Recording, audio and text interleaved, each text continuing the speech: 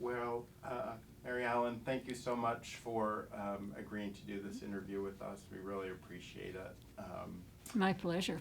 And I would like to, I think, I make a habit of saying, let's just start at the very beginning and talk about your youth. I read that you were born in Chicago in 1937, and I wondered if you could tell us a bit about just your family background in general. Okay, I don't remember much about that first bit, but I lived in Chicago until I was about 4. My father was an Episcopal clergyman, and he had a church in Evanston. And my mother was had a degree in Christian education, and I'm not sure whether she was working while we were in Chicago. I was too little to know. But we left Chicago, as I said, when I was 4, and then we moved. He took a different parish in Florida, in Coconut Grove, Florida, St. Stephen's Parish. And we were there for 7 years. And my mother started and ran a very large, active church school, Sunday school. And then in 1949, my father transferred to a church in Baltimore, Grace and St. Peter's in Baltimore. And that church had a small parochial day school for little kids, for babies, really a daycare center. And my mother took that over and turned it into a quite successful and excellent, in my opinion, day school through the 6th grade. And that in fact was active until just last year. Oh, wow. Was partly a victim of the pandemic, but she was an educator. He was a clergyman. His first love had been the theater, and in fact he was in the theater, and he taught speech and drama at Northwestern before he went into the seminary. And he continued this love of theater throughout his life and did a little theater, did shows in Baltimore with members of the congregation. I was in some of those when I was in high school. That was fun, and it was a big treat to go to New York with my dad and go see a show or two. And go to the automat. Nobody knows what that is anymore, but I remember the automat. You put nickels in, and out came your food. It sounds horrible. It probably was horrible. Anyway, so they were good sorts, and my father was also a kind of intellectual as a theologian. He had seminars. We had seminars when I was in high school. We had seminars on Sunday nights for a group of about 10 people. Most of them were graduate students at Hopkins or the Peabody Conservatory. And he would assign readings, and they read T.S. Eliot, they read Wallace Stevens, they read Christopher Fry, and I read all that stuff. I was allowed to go to the seminars. I think the message was mostly I shouldn't talk, but I could attend and listen to the grown-ups discuss all these things. So I loved that. That was great fun, and that was a big influence in my I think my intellectual development. Were you ever? It sounds like just ages that you might not have had the chance to attend the school that your mother had created. Is Right. that right? That's right. What was your education like in those different places? In Florida, I went to something called the Merrick Demonstration School. That's what I guess you might, it wasn't really a magnet school. It wasn't a good school. It was a public school, but it was one of the better public schools. But I didn't get very much education in grammar school because I was sick a lot. I had rheumatic fever twice when I was a kid, and in those days what you did for rheumatic fever was put the kid in bed and just, they stayed there, which was really very bad for your bones and your muscles and everything else. They don't do that anymore. But so I missed a lot of school, and I had it twice. Anyway, but when we moved to Baltimore, which I was in the 6th grade when we moved to Baltimore, and I was enrolled at Baltimore Friends School, the Quaker school, and an excellent school, and I loved that school, and I went to Friends I graduated from Friends in 1955. Yeah. And it's just interesting, your father being a clergyman in a different, what would you call it? A different... Fishbowl. Fishbowl is a great word for it. We called it the fishbowl. Thank you for saving me.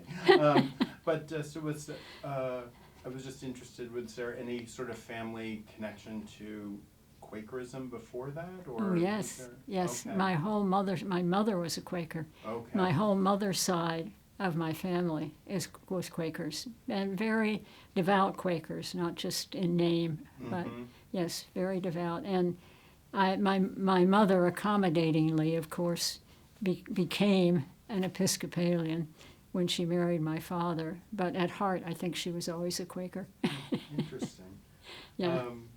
Well, I mean, certainly it sounds like maybe theology certainly sounds to have been kind of a theme of your household. It seemed, and I guess art in the aspect of the theater. But were there other, if somebody had gone into your household, were there any other like prominent themes that they would have experienced there? Was like music or politics? A lot of music.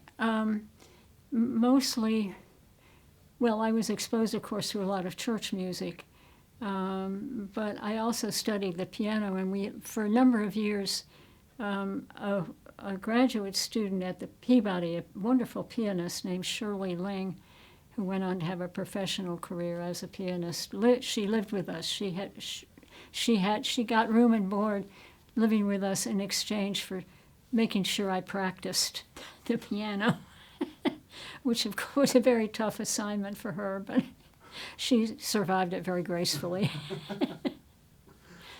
And could you describe, what your experience was like at the Friends School in Baltimore? What what things, what was gripping your attention? What were your interests, your activities? Yeah. Well, it was an excellent school, and I just loved going to school. I mean, I still remember several of my teachers because they made such a profound effect on me. And it's hard I don't think one can overestimate the effect a good teacher has on a young person. We all know that now. I certainly know it now at my age. But at the time, I think my mother was just grateful to have me in a good school and a Quaker school. She knew that education had been a very big thing in the Quaker side of the family. So yeah, so it was mostly the education, and I made some good friends there, and even tried to do some of the sports. I was not very good at that. And what about in the classroom? What were you gravitating to? One area more than another, or? Well, I love math, and they had I guess my last year or maybe my junior year, our geometry teacher decided he wanted to teach, we'd all had regular geometry, and he wanted to teach a class in solid geometry, three-dimensional geometry. So I took that. There were just 3 of us in the class. I remember that because that was so much fun. And with just the 3 of us, it was just like a tutorial, which for a teenager at that time, they didn't, we are not talking differential equations or any, what the kids get now is fabulous in high school. We didn't, that's not where we were in the 1950s when I went to high school. But there were some experiences like that that were memorable. I think I read somewhere that in your junior high school years, that a teacher made a comment to you about that you should get involved with computer programming. Was that, could you? It's true. Yeah, it seems like such a, well. It's true, yes. Amazing Mr. story. Legg, Sam Legg, L-E-G-G. He taught French and geography. Doesn't have a lot to do with computer programming. I had him in geography, for geography in the 8th grade. And I don't remember the context, but I must have been giving him an argument or something about something. And he just looked at me and he said, "Mary Allen, when you grow up, you ought to be a computer programmer." Well, I guess it shut me up because I didn't know what he was talking about, of course. And it wasn't for many years that I wondered how he knew what he was talking about, because nobody talked about computers or computer programming. This would have been approximately 1950, 51, maybe 51. Anyway, that's what he said. And the moral of that story, I think, is not only that I went on to become a computer programmer, but as I said a moment ago, you never know what influence an important teacher is going to have on a young kid. And I think one of the reasons that I remembered that was not just that I was curious about what he was talking about. I think one of the reasons I remembered that was that it was something positive that he said I could do. I was a girl, and I was getting a lot of mixed messages about what girls could do. Most of them were things you couldn't do. You couldn't do this, you couldn't do that, couldn't be a lawyer, couldn't be a doctor, couldn't do all this stuff. But this was something positive that he said I could do, a girl. And he didn't say a girl could do that, he just said you should be a computer programmer. And I said, oh, okay, I'll check that out. And had you been at all familiar with the idea of computers and electronic computing? Heavens no. Yeah, right. That may have been the first time I ever heard the word. I don't know that one way or the other, but certainly the first time I remembered it. Was there anything, looking back to that era of, your high school and before, was there anything that you see in your youth that prefigured or maybe led to your later involvement with computers or computer programming? Well, no, certainly nothing direct that you could point to by way of any childhood experiences. I mean, we weren't playing computer games or anything like that in the 1950s.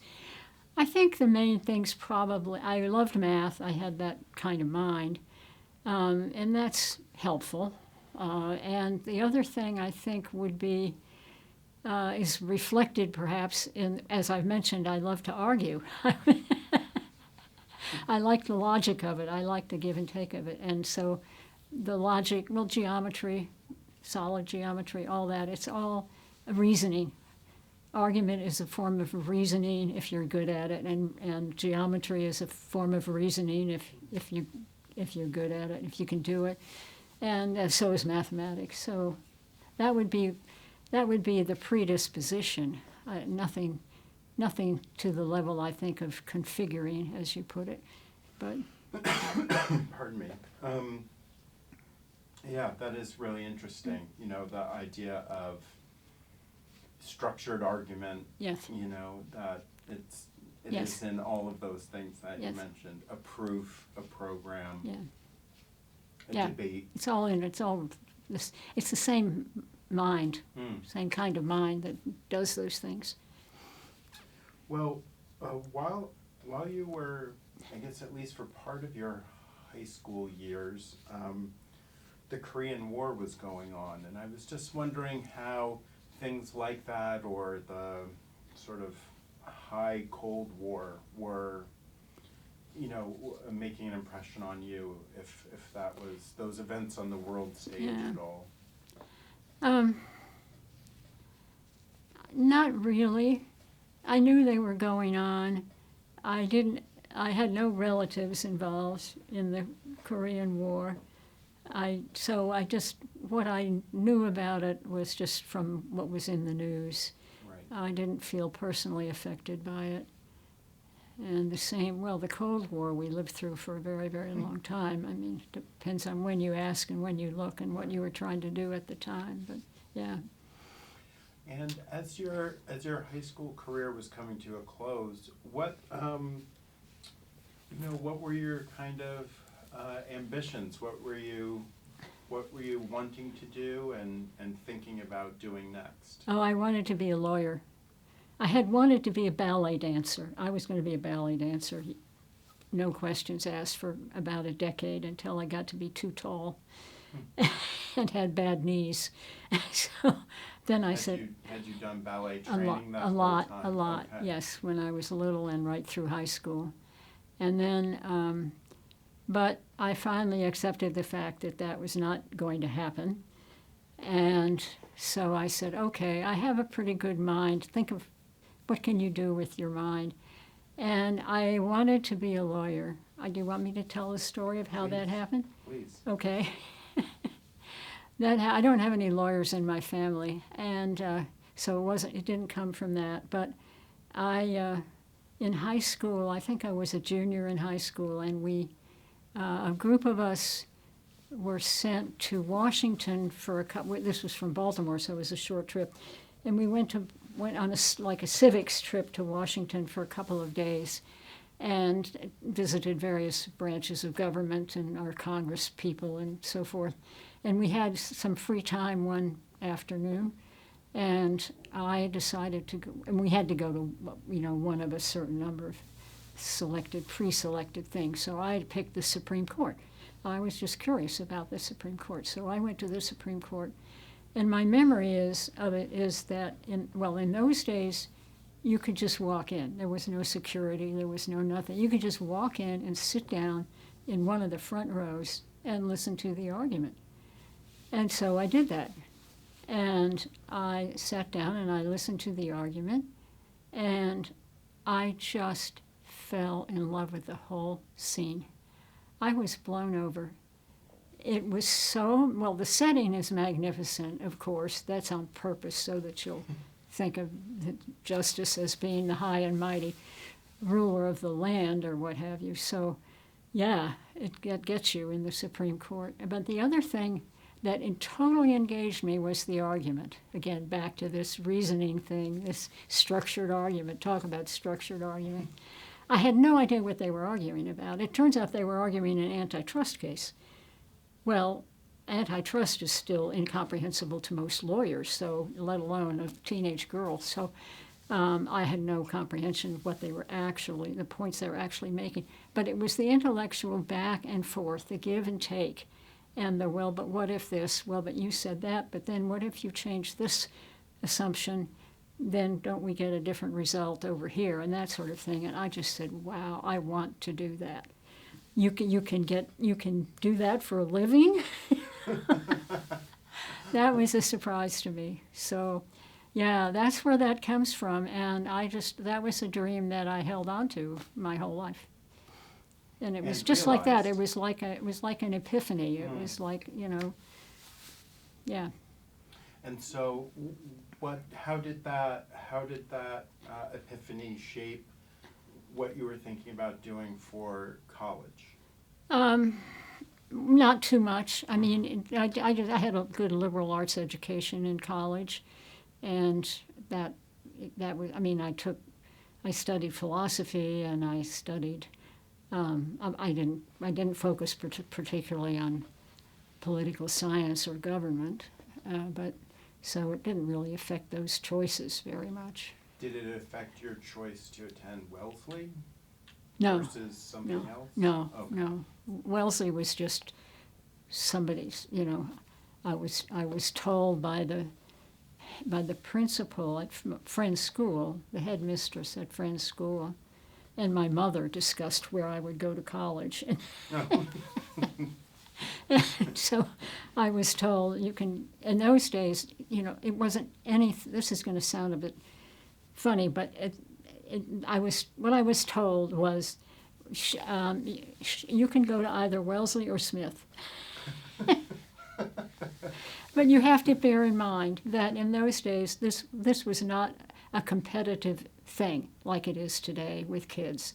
And you didn't have to apply to 15 different schools to hope you would get into one, regardless of your grades and so forth. And the headmistress, of course, knew what schools would take me and what wouldn't. And so those were her choices. So was the first time you had been to campus was when you arrived as a student, or did you? I don't remember whether maybe did we go for a visit before then? I don't remember. Possibly it was the first time. And you were the class of 1959? 59, yes. Okay. And could you talk about, I guess, your continuation of studying theology is right. The continuation of your readings from when you were in high school attending the Sunday seminar. How did you come to major in philosophy? How did that? Well, it's very closely related. Yes. Philosophy. My major actually was philosophy. They didn't have a major in theology, but there was a biblical history department, and you could certainly read in philosophy or the biblical history department. You could read theologians of various stripes. So that was. And that was, as you point out, directly an outgrowth of my exposure when I was a teenager and my exposure to my father. I went off to college and said, well, I think I'm going to look into this.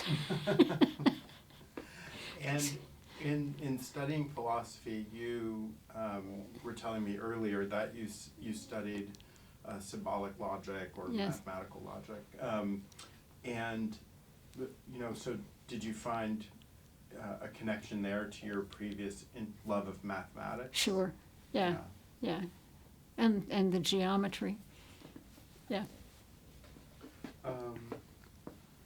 Let's see. And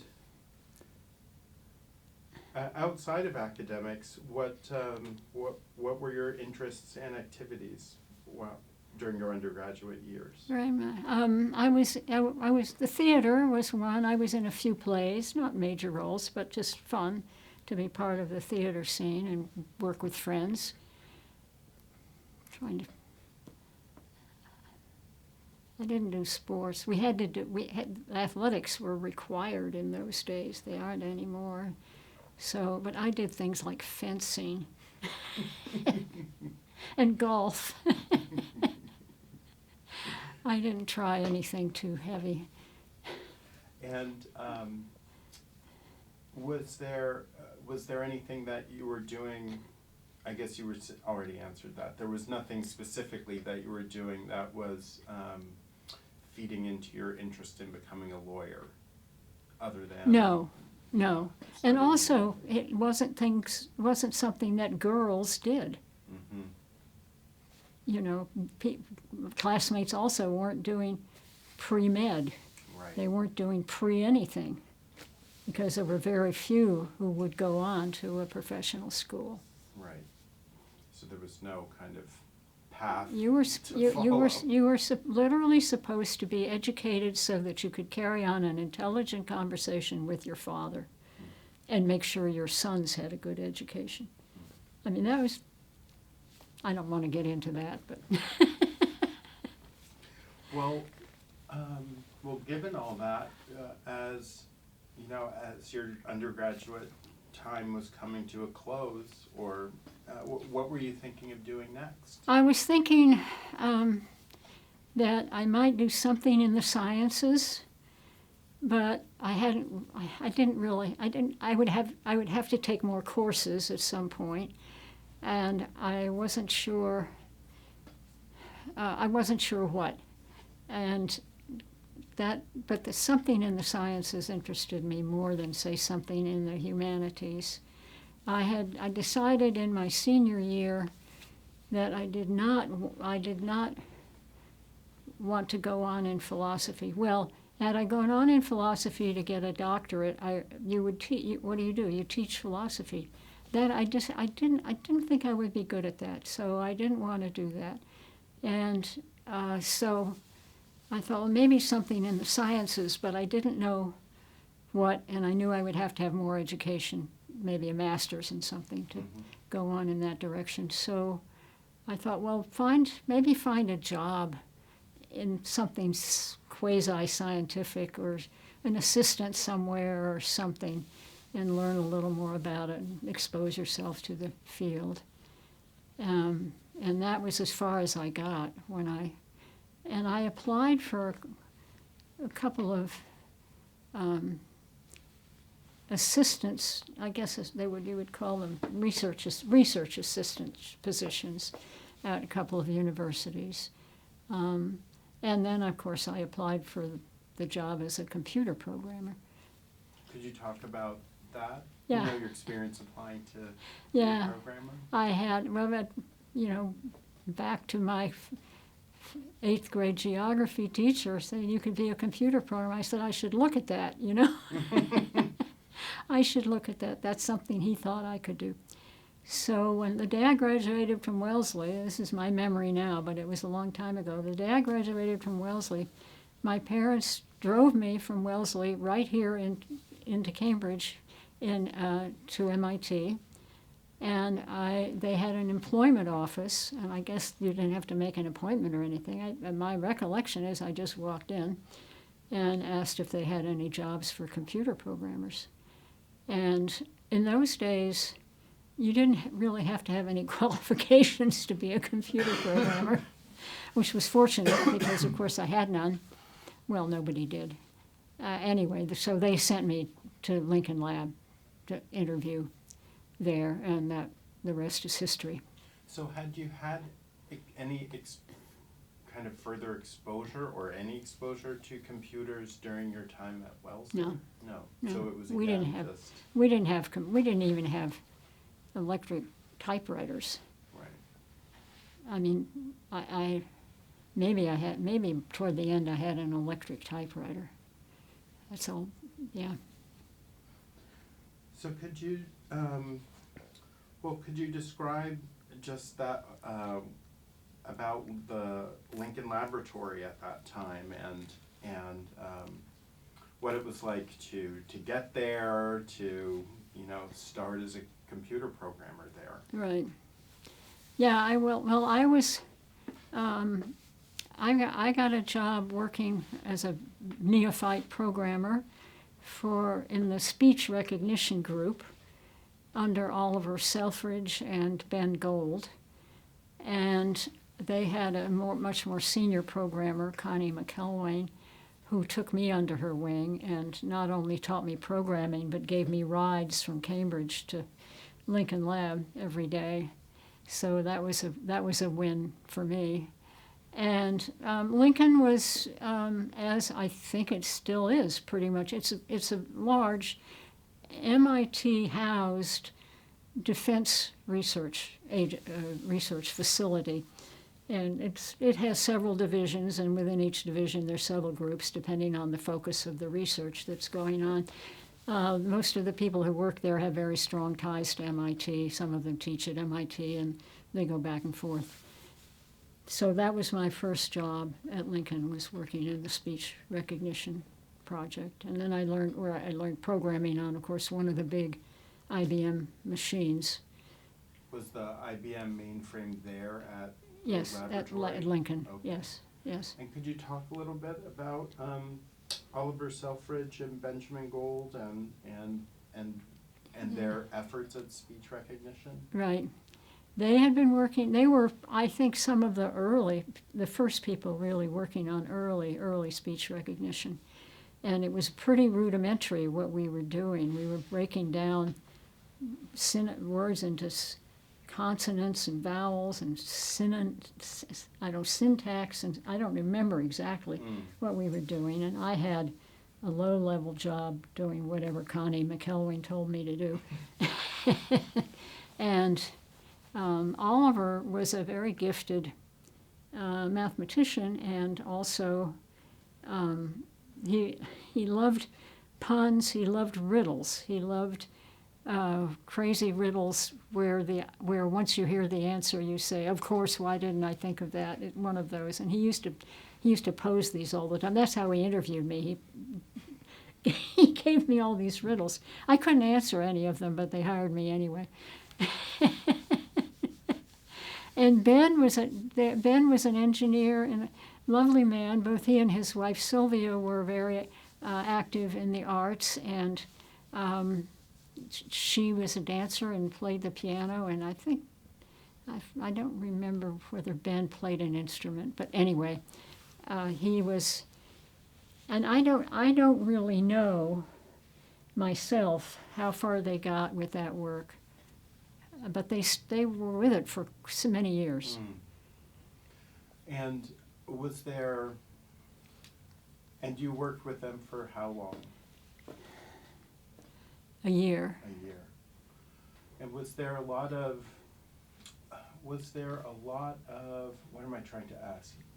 Interaction between you and Connie doing the programming of their efforts? Like, was it, I guess what I'm wondering is how interactive was it between them and the two of you?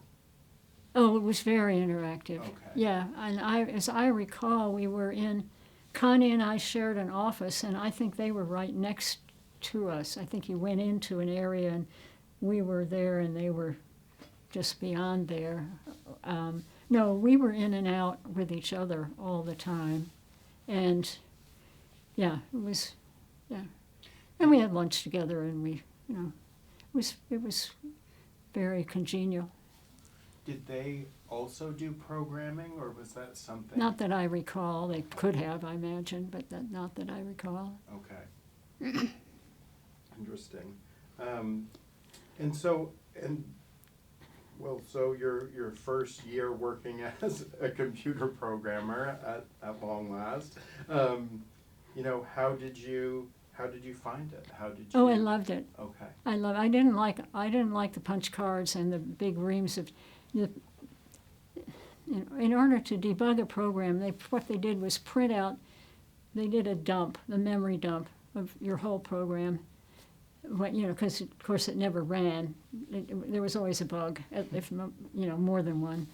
And so the computer facility would do this printout on these big wide green sheets that accordion folded, and that's what they would hand you back. And you had to go through it, line by line, to find and mentally play computer to find the bug. And you'd find it, then you'd change that one punch card, or have the card punch person change the one card, and then take those same cards back to that big computing facility and try again. So it was tedious. And the programming was fun, but the execution and the protocol was mind-numbingly tedious. And what was the programming proper like? Was that it was pencil and paper, or pencil coding sheets? Pencil and paper. I think maybe we did that on big green sheets too, because you didn't type your own card. You didn't punch your own cards. You gave these sheets to a punch card operator, and it was always a she. She typed them onto punch cards, and I think therefore you needed a structured thing to enter the code on so that she could tell, one instruction per line, sort of thing. It was assembly language programming, so pretty basic. And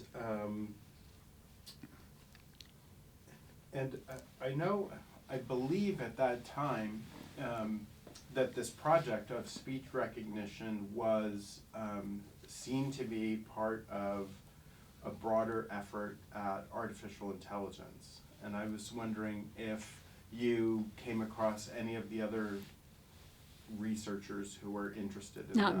Not really. I mean, eventually I met Marvin Minsky, and I met some of those people, but I wasn't working with them, and I wasn't really except very generally aware of what they were doing. They were at Lincoln Laboratory? I don't even remember that. Okay. I don't remember. And I believe I saw that, I guess after that year working on the speech recognition project, that you then took a year to live in Vienna. Is that correct? I did. Yeah, could you talk about your decision to do that and what that was about? Well, I still didn't know what I wanted to do when I grew up, and so I had two friends who were,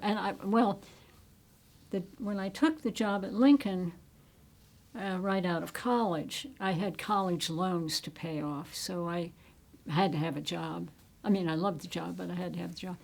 So I had paid off my loans, and I had two friends who were going to go to Vienna to study music.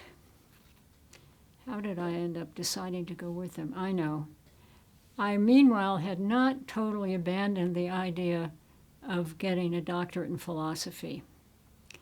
And so I was interested in metaphysics, and if I was going to go on in philosophy, I wanted to do more with Kant, particularly. That was going to require some time, if not in Germany, just because of the language. Mm-hmm. I had studied German in college, partly because of that, and then went any event. So I guess I must have applied to someplace in Germany. Any event, I was thinking I would go to Germany and study philosophy. And so I applied to the Rotary Club in Baltimore. They had fellowships to study abroad. And I went for my interview, and that went well. And then I got a letter from them saying, "We thought you were the best applicant, but we couldn't give it to you because you're a woman." As plain as Back to that, I mean, as plain as that. Pretty much as clean as that. Oh I mean, I'm probably paraphrasing a bit. Okay. And so I said, well, that's that. That happened a lot to girls, to young women just out of college. Yeah. If you were reaching for something that, and I hadn't even thought about that in connection with a fellowship. I mean, the fact that I was a woman would be an impediment. Anyway, but meanwhile, these two friends were going to go to Vienna and study music. My mother, probably very wisely, said to me, well, she said, don't worry about the fellowship. She said, I frankly would rather you go to Vienna and study music than go to Germany and study philosophy anyway. And I think she thought I was too serious. I needed to get out and have some fun and so forth. And the good news about a story like this is that had I been a guy, had I been a boy, I would have just gone straight to a professional school. But partly because, at least partly, if not in good measure, because I was a woman, I didn't do any of those things. I didn't go straight to a professional school. I went to the computer field, and then I went to Vienna for a year. And then, I guess we're going to get to the rest of it. But I had adventures. I had a lot of adventures that young men would never have had because they would have been on the straight and narrow, got to get this professional degree and so forth. So I did. I spent a year in Vienna studying music and learning German. I still learned the German. And by the time I came back from that, I had abandoned all thought of going to graduate school in philosophy. My mother was pleased. Why was that? Just from what you had been reading, or just? I don't know, but I know yeah. I really never entertained the thought again. And so, when you returned, did you return to Cambridge from there? I did. Okay. Well, I went back. I had a good experience at Lincoln Lab, and so I went back there, or I wrote them, or something. I don't remember. Okay. And they said, "Well, I don't even know whether it was an option to go back to Oliver and Ben's. I probably wasn't, or I would have. Anyway, so they sent me to Wes Clark's group, to the advanced computer design groups. They said they need a programmer. Okay. Again, we were fungible. Women, the programmers were all women, and we were fungible. They need a programmer. Send her here. Send her there. And that was in 1960. 61. Okay. Yes, that was in May or June of 1961. I was in Vienna for like an academic year, September to May, something like that. Well, could you describe the group and what it was working on and what it was, just what the whole scene was like? Well, the whole scene the day I walked in was pretty spare because I didn't meet Bill Papian. May have been around. I must have met Bill Papian first. He was the head of the group, I believe.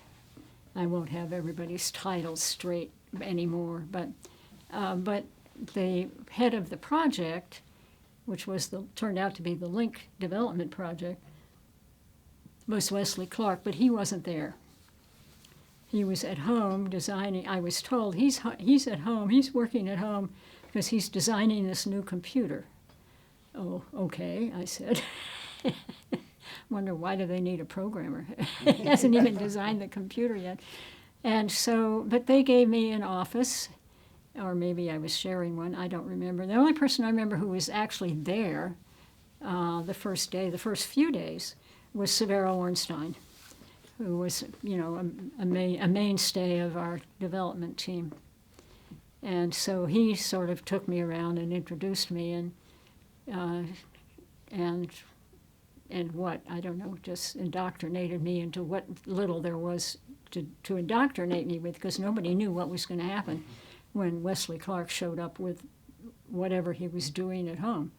Now, was the TX2 computer, was that part of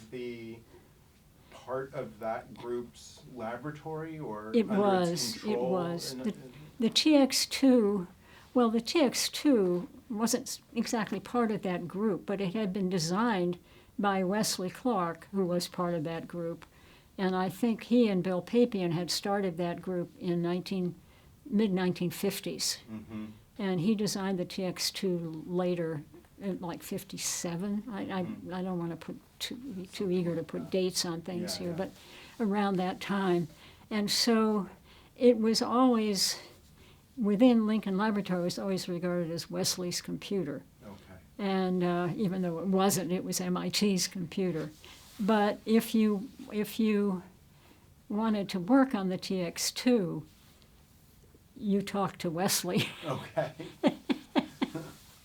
Which is kind of astonishing, given that, that computer at that time was certainly one of the world's most powerful computers. Yes, it was. I mean, Yeah. if not the most. It was, at the time it was. It was the biggest in terms of memory, and it was the fastest by far. It was an outgrowth of it was the realization of a real computer built with transistors logic. That the first one had been the TX0, which Wesley had also done with Bill Papian. And so this was the manifestation of what you really could do with core memory and transistor logic. And that's why it was so fast, and why it was the fastest at the time, because there weren't very many of those around. The big IBM machines were still being built with vacuum tubes at that time. So the TX2 was a huge breakthrough. And of course it was astonishing because it was a computer that you sat at and worked at interactively with a scope in front of you and a keyboard and a console with switches and whatever you needed.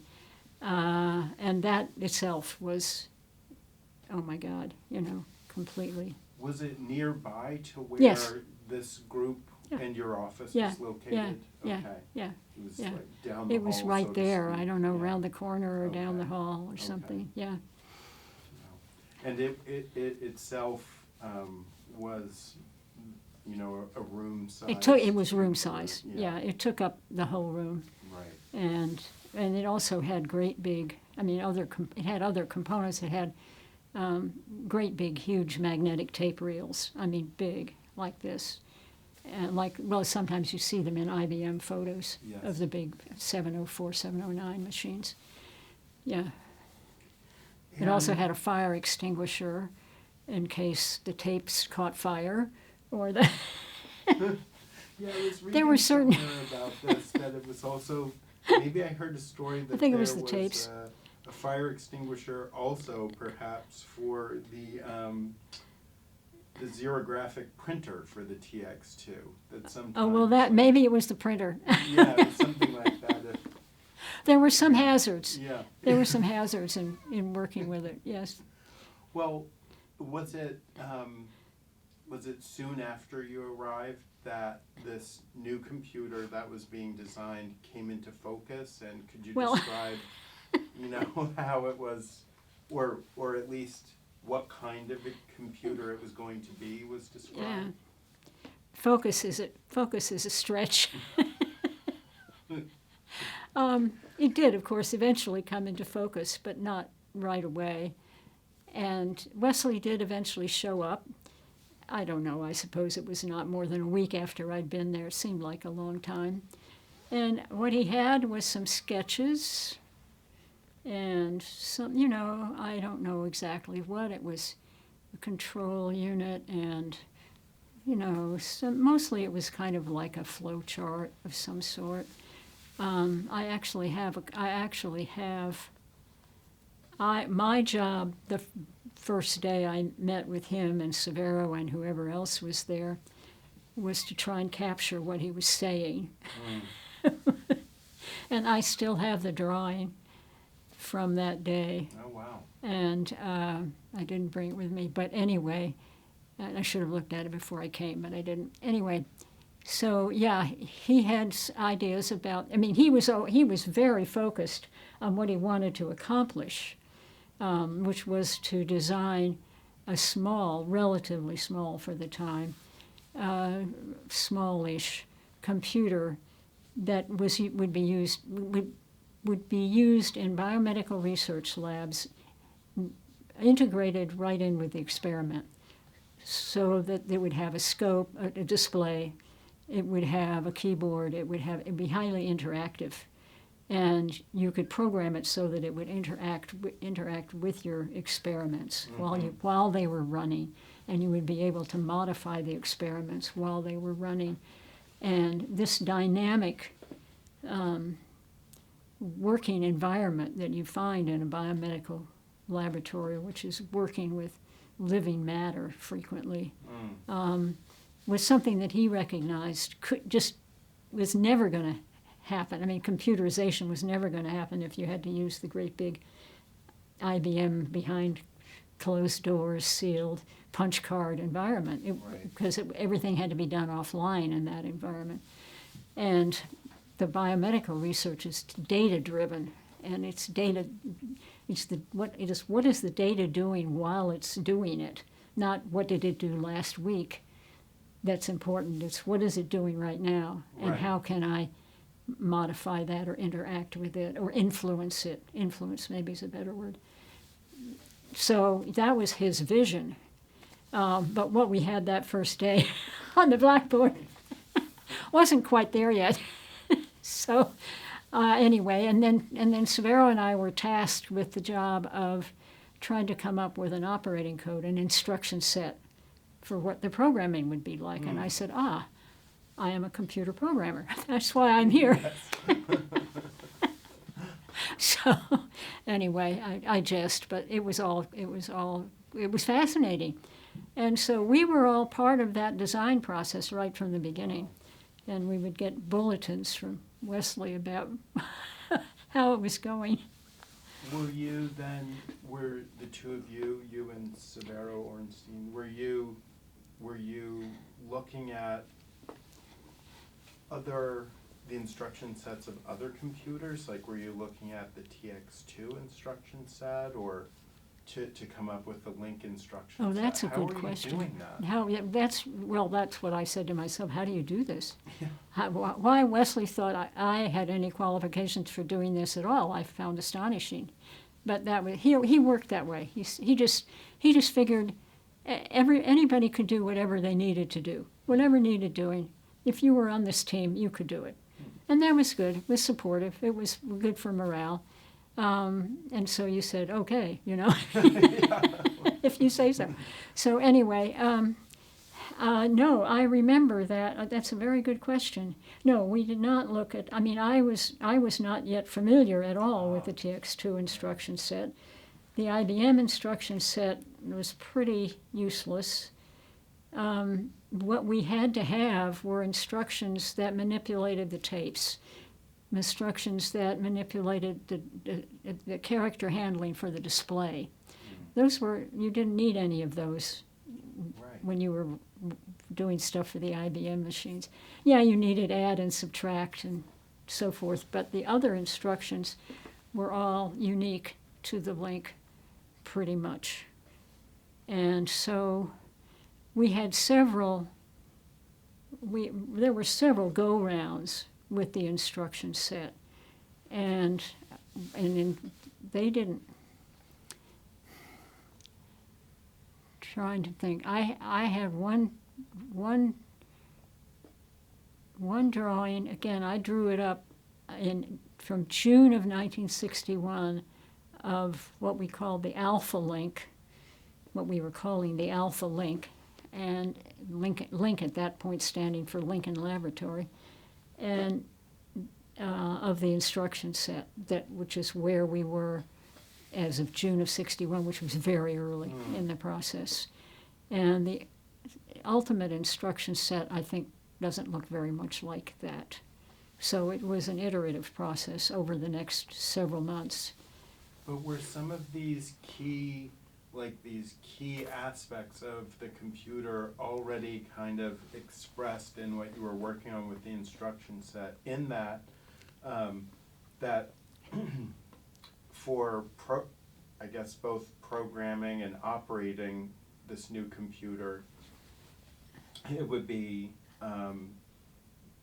real-time, online, editing and interaction. I guess drawing from the TX2 experience, and also that it would be so oriented. It seems highly oriented also to the tape drive system. Oh yes. And yes. And those two aspects, the sort of screen or scope orientation and the tape orientation, were there right from the beginning. Okay. Yeah, we knew they had to be there because of the vision. Okay. The vision was always what drove us. Right.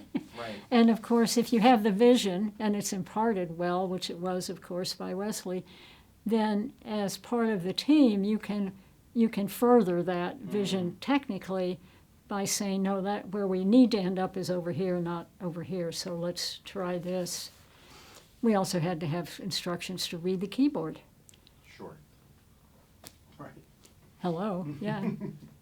Well, it's very fascinating to me because, two things that were fascinating to me in reading about it. One was to pick on particularly this problem of biomedical computing or biomedical experimentation, the biomedical laboratory. Yeah. Because you could think that some of these, I was wondering, would not these same conditions apply in terms of the need to interact with the kind of experimental setup in real time and everything? Wouldn't that also apply to things like a chemistry laboratory or maybe other kinds of engineering laboratories? That it seemed to me kind of a general laboratory issue, but that it might be especially tuned to biomedical. It might. Certain disciplines in chemistry might lend themselves to it, but as soon as you verge toward the mathematical or the formulaic side of the research, you lose the need for this interactive online facility. Right. What you need if you are working on some living matter that is changing all the time and that itself interacts with the environment and is influenced by the environment, it's not something you can put a formula on to, and define parameters, because they're going to change. What you need is to have a computer. If you want to use a computer in your work, the computer has to be able to react to that. Has to take that into account and say, just a simple little example. The sampling rate is too high. We can't separate the signal from the noise. We can't see what we want to see or maybe it's too slow, or maybe something else. I don't know. Yeah. Foggy. My mind is getting foggy about that. But yeah, it's not something that, if you were working in physics, for example, you can define everything with formulas, and it's static. The physical world isn't static, but the way we understand it scientifically is formulaic. And that lends itself to a static way of using computers. Whereas biomedical research and perhaps some chemistry research is fluid. It's dynamic. It's changing all the time. And you need to be able to capture that. However, and you may play around with it, Well, and it's also, the other thing that I thought was very interesting is that you could think of, you need this system that can interact with the dynamic system in real time and everything that you've just described. But then, does that necessarily mean you have to be able also to, program it dynamically in real time to create the software to do that sort of interaction? It seems like, do those things have to go together? Yeah. They do? Oh, absolutely. Oh, okay. Yeah, they do. And the LINC had lots of ways of doing that. And the main thing, it had analog to digital conversion circuits built in so that you could wire your experiment, you could run the electrical signals from your experiment directly into the computer. And in the instruction set were, I don't remember what it was called mnemonically, but it was something like sample and convert to digital. And so you're sampling, and you could set the sampling rate by the way you looped the sample loop, but you could also change. There were knobs, potentiometers on the face of the computer on one of the console boxes that you just turned, and you could sample those knobs as an interactive, where the user would turn the knob and the sampling rate would increase or decrease or something till the program slow it down or speed it up. The same with the displays. You would, if you're sampling, you maybe want to store your data, but then you may also want to look at it while you're sampling it to see if you're getting what you want. A lot of the rudimentary stuff you have to do is separating a signal from noise. There's an awful lot of noise in biomedical experimentation. And so you want to be able to watch it on the display to see if there is a signal that's emerging from this noise. And so that, again, with one of these knobs, you could just change the parameters of the display so that you could see what parts of the data were useful to you. Collapse it, expand it, shrink it, whatever. There was lots of that kind of interactive thing to aid the biomedical researchers. And of course, the LINC itself was interactive, so the I just did the system. I didn't do the application software. All the biomedical research did their own application software, but I had the same issues writing an operating system for a machine like the LINC, because you knew that machine was constantly going to be interacting with a human being. So you were reading the keyboard, you were monitoring the scope, you were constantly monitoring what the user was doing. I see now. Yeah. Right. Because the machine is going to be in constant operation Yeah. while the program is running. Yeah. It's not just off doing a calculation on its own.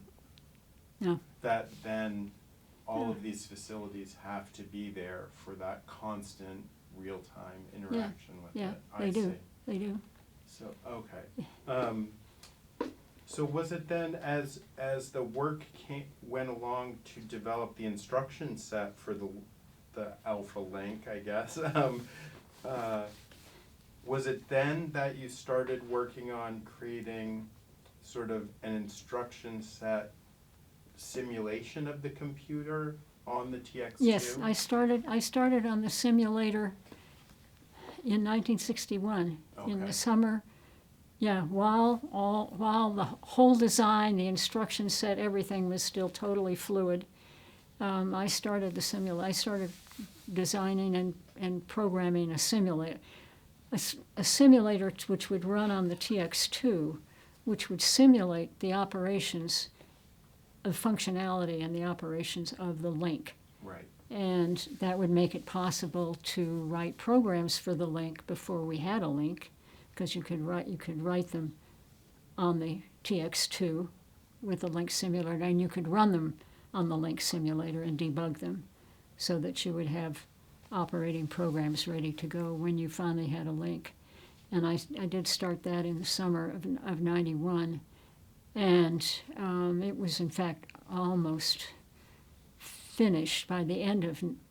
Am I saying 91 all the time? You said 91. Yeah, but 61, I of course, no, Yeah. 91, it was, Yeah. a millennium ago. And so it was, we had the first demonstration of the very first LINC in March of 61, Mm-hmm. at Lincoln Laboratory, and the simulator was done by then, and then we had some programs running. For it, yeah. But of course, since the design kept changing during that, let's say, 8-month period, 6-month period, I had to keep changing the simulator. Sure. I was back and forth to Charlie and Wesley and Charlie Molnar, his right-hand person, sometimes several times a day. And again, as I mentioned before, if you know what the vision is, you can feed back into that and say this is going to work or this isn't going to work and why. Mm-hmm. And so there was a lot of that, because I would be doing things with the simulator that they didn't have any other way to do. And then I would go back to them and say, this is too cumbersome, or I think this should, whatever. Lots of back and forth. Right. Along those lines. And so we changed some of the instructions. We changed the instruction set. We added different instructions. We took some out, and it was a very fluid process. Could you tell me a little bit about what it was like to do that programming on the TX2? You mentioned before you're sitting at a console, Yeah.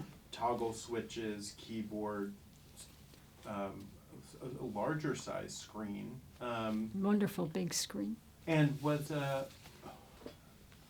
was just curious about, what it was actually like. How did you do it? Did you write it out on paper and then input it? And was there an editor on the TX2? How did it work? That's a good question. I remember very little about what it was like to program the TX2. I remember the environment, which is as you described. You sat there. Of course, it was my first experience with an interactive online hello. It's responding to me computer. So it must have had some kind of, my recollection in terms of program preparation is that I wrote it out. Yeah. And maybe I know it had a punch paper tape input output, so I may have had this instructions, my coding on a paper tape.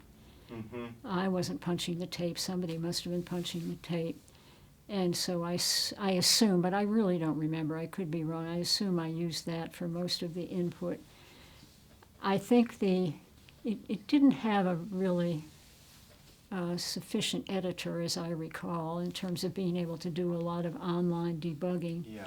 But you could, however, when the program was running, I remember you could step through it if you know, to find a bug. You didn't have to go offline every time you had a bug. Right. And so I used to get the graveyard shift on the TX2 so that I could get big blocks of time and then work through until I had made some, significant progress on whatever it was I was working on.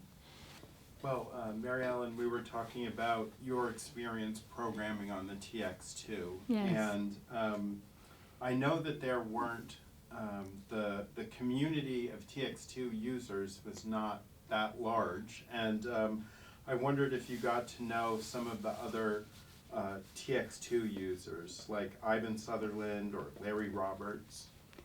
I did, yes. And I knew Larry, but not because of the TX2. We worked on it at different times, but I knew him later because of his association with ARPA. But I knew Ivan. I met Ivan on the TX2 because he was writing Sketchpad, his famous graphic design breakthrough program, the same time I was doing the LINC simulator. And he also had the graveyard shift. So we would, schedule big blocks of time, and I would meet him. Either I was going off shift and he was coming on, or vice versa. So that's how I got to know Ivan. We're still friends. We've been friends all these years. But it was fun because I got to know a little bit about Sketchpad when it was in its infancy. And he got to know a little bit about the LINC when the LINC was in its infancy. So he's been a close colleague, and he was a very close colleague of Wes Clark's, too. And I wanted to ask you about the sort of culture, if you will, of the LINC group. Just my sense of it is it seemed that there was a kind of a humorous streak, and that it seemed very closely knit. Am I right about that? Absolutely, absolutely. Could you tell us more? It was about very that? close knit. It was very collegial. Yes, there was a lot of humor. Wesley had a wicked sense of humor, as did Charlie Molnar, the engineer who came on board that worked very closely with Wesley on the design. And so there was, we were laughing all the time about something. And we also, Wesley was very, not reticent, not retiring, but he was very collaborative. You always felt like you were working with him. You weren't working for him. You were working with him. And the whole team felt that way. And so it was a very collaborative kind of team. And we were very collegial. We all believed in his mission, his vision. And so that was a big motivator. And we all became very good friends. We were also very young. We didn't know any better. We were just out to do something wonderful and go for it. And so there was high energy. There was a lot of camaraderie. And we're all still good friends. I mean, those of us who are still alive. But yes, we were until... We remained friends, all of us, until people died. But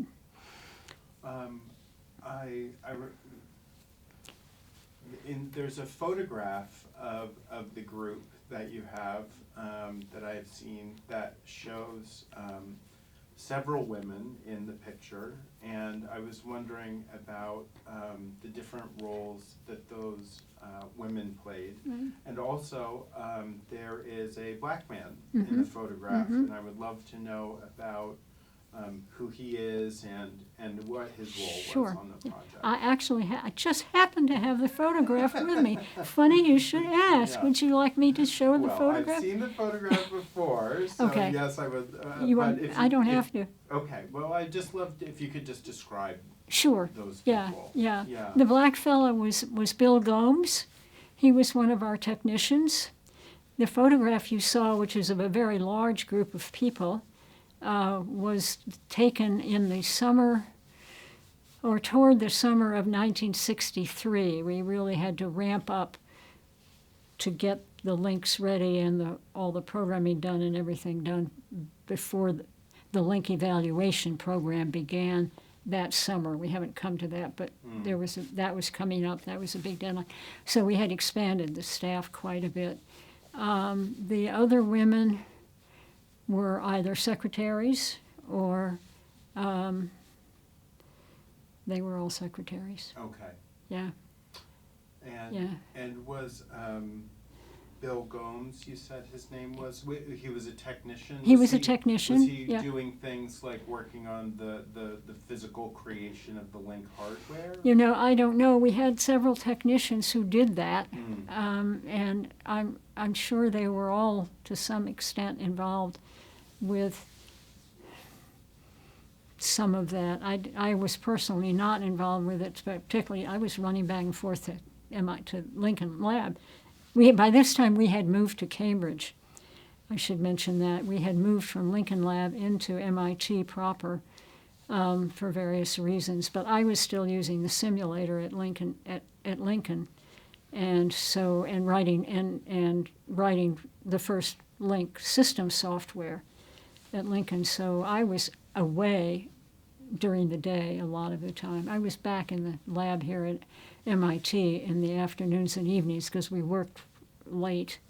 But I wasn't directly involved with exactly what each of the technicians was doing. Sure. Okay. Well, let's see. I'm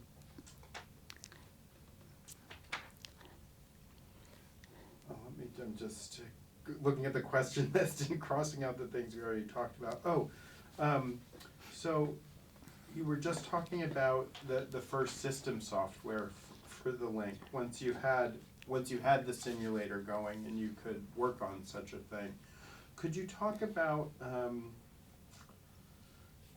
what that first system software was like? Was it just an assembler, or was there more to it? I wasn't quite sure. Well, the first, yeah, well, I don't remember specifically anymore what the first version was like, and the second and the third, Yeah. and so forth. But right from the beginning, you had to have an assembler. You had to be able to type in your lines of code.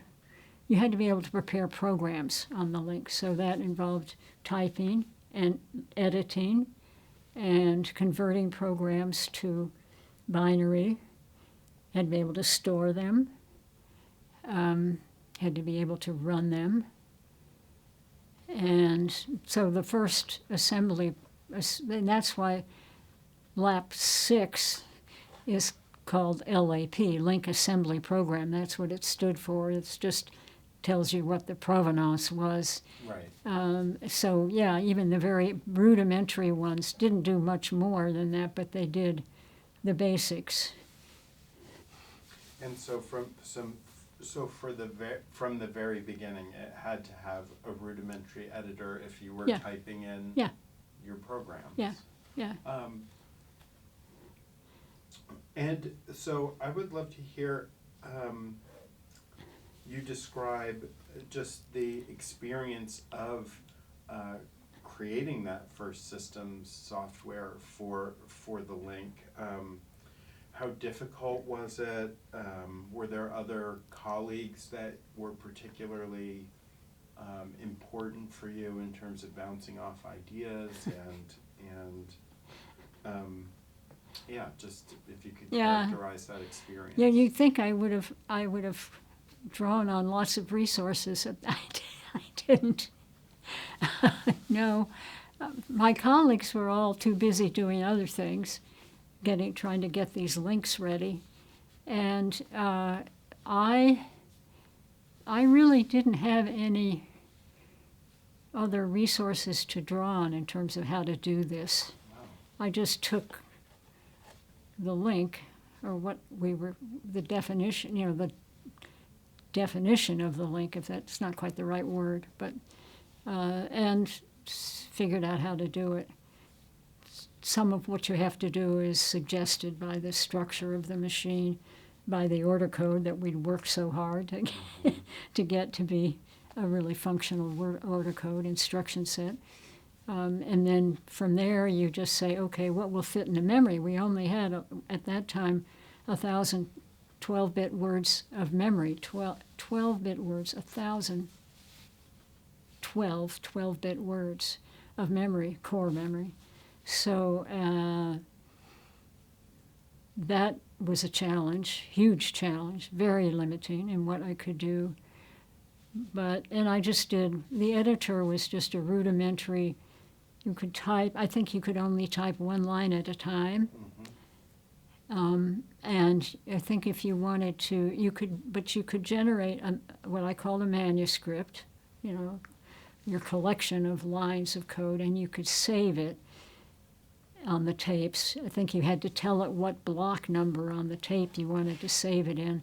The blocks were, the magnetic tape, the tapes were pre-marked fixed block, and each block corresponded to a quarter of the memory, so you could map from the tape right into the memory, or vice versa, with the instruction set.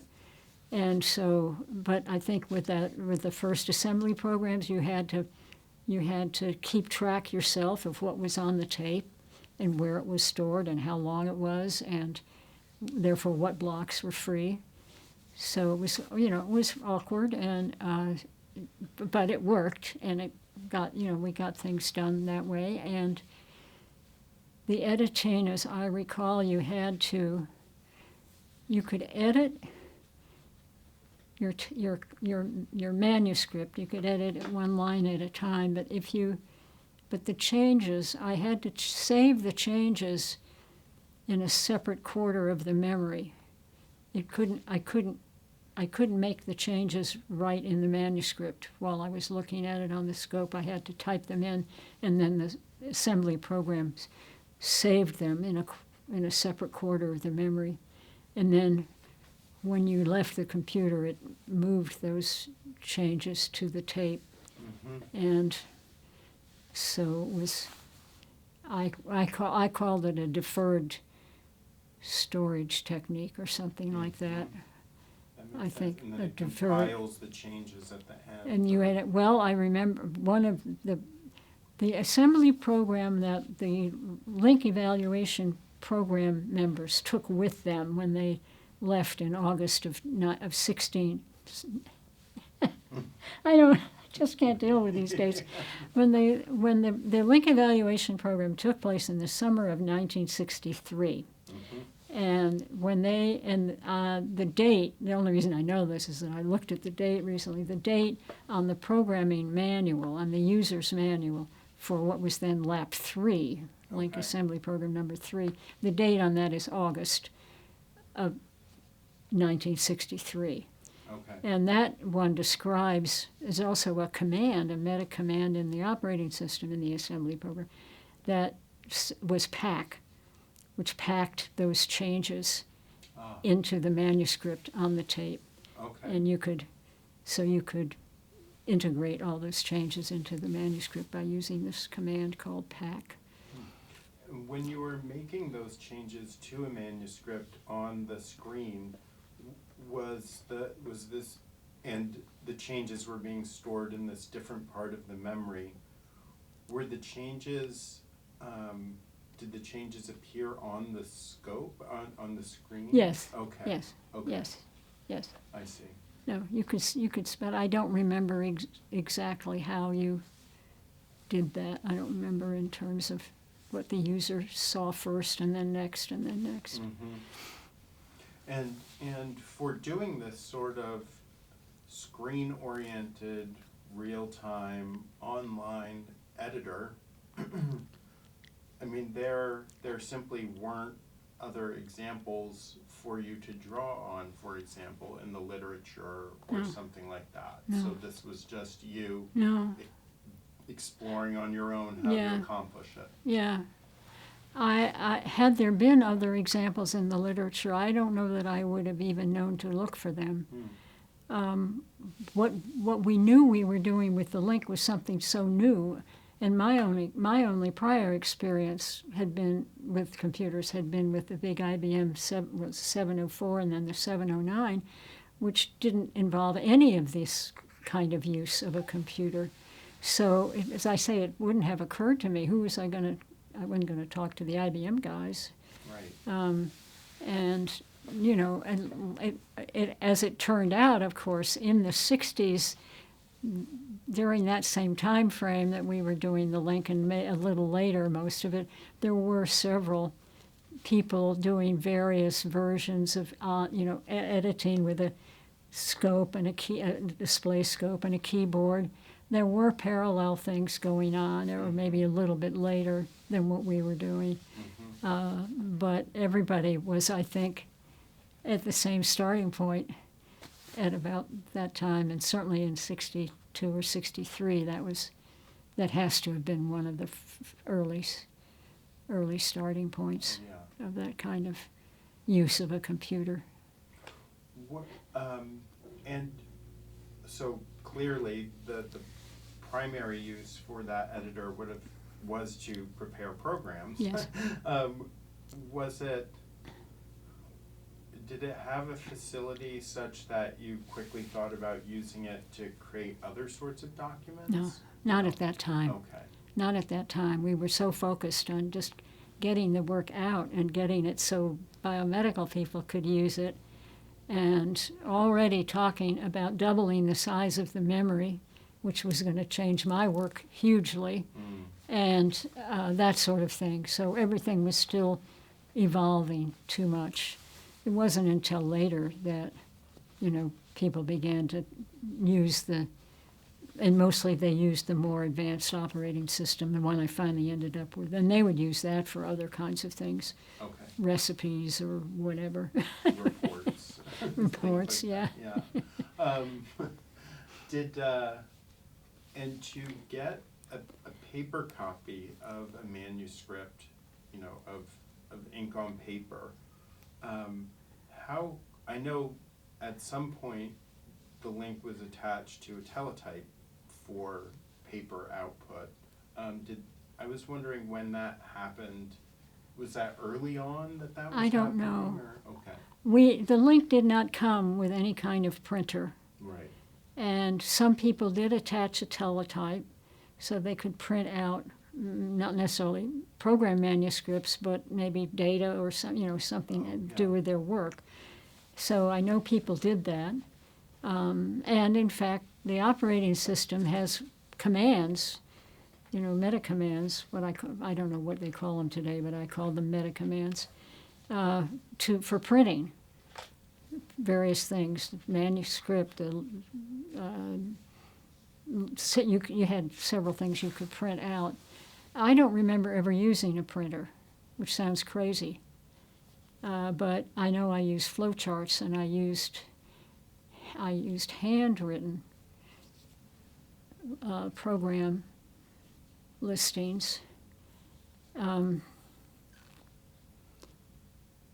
And I don't remember ever using a printer. Wow. Okay. I must have.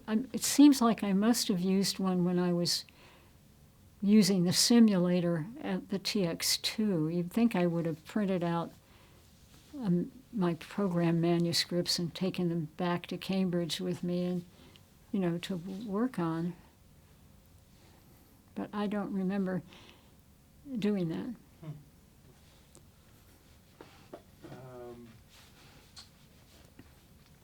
I was one thing that I thought, in addition to, that's so interesting about the LINC is that by being intended for use by biomedical researchers,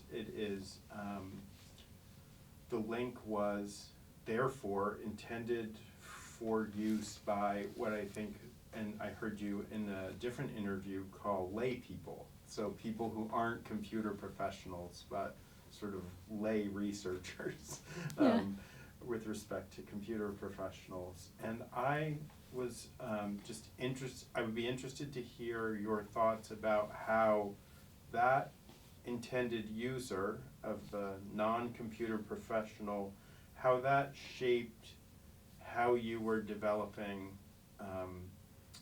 the LAP 3 and LAP 6 and all of the LINC software.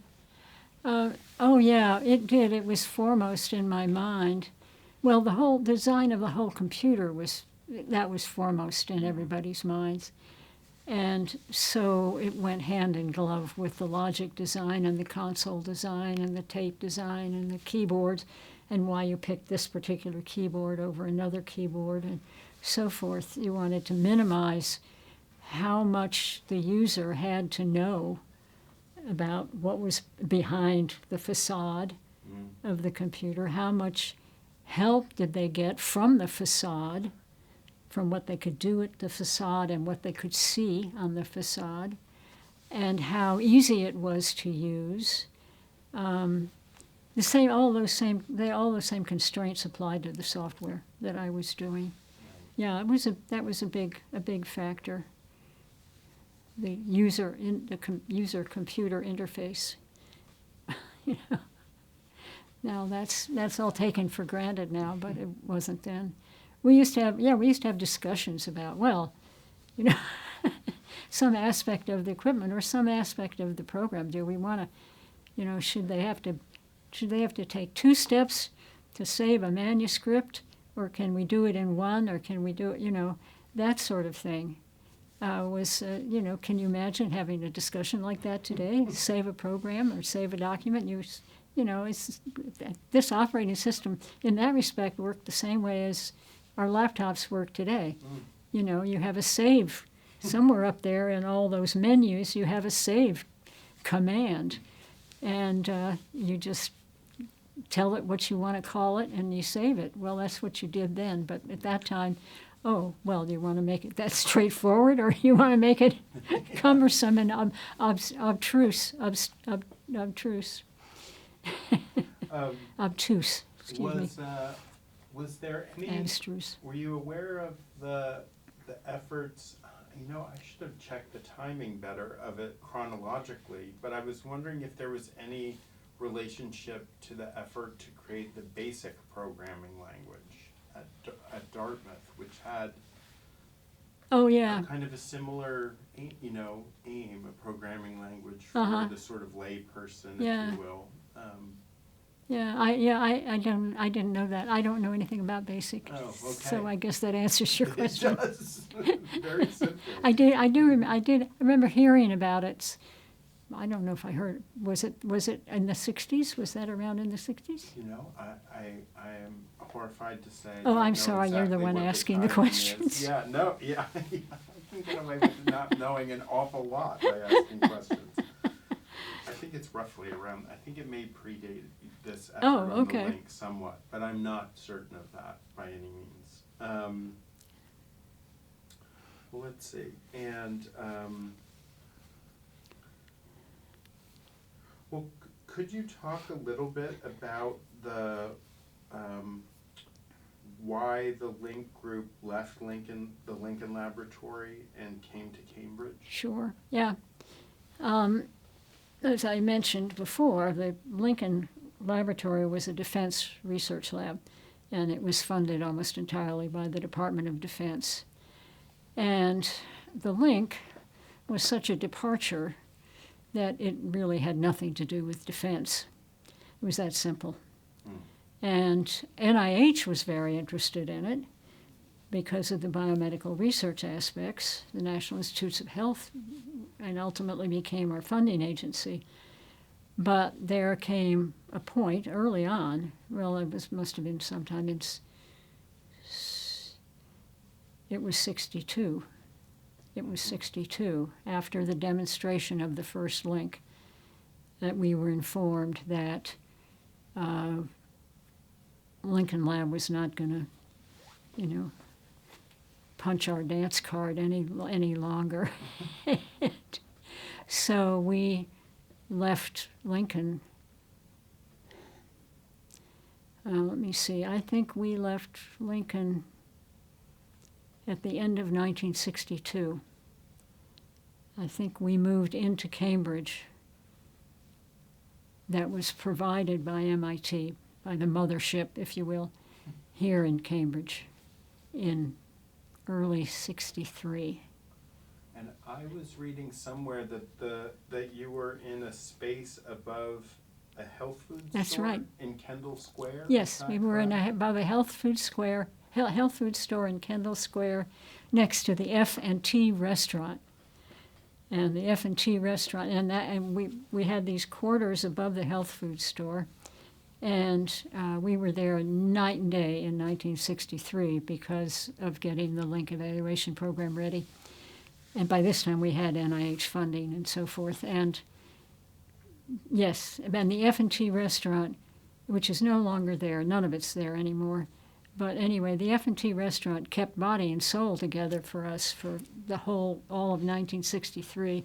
We would eat there morning, noon, and night. We would run into each other. We were working such incredibly long hours. It was a godsend to have them there. But now there's no plaque for the LINC group over there at Kendall Square, but there is a plaque for the F&T restaurant. You can go see this historical plaque that's been put there by the Cambridge Historical Society, right where the so I know right where it was. Now it's right at the T stop. Okay. Yeah. And at that time I took a bus. was the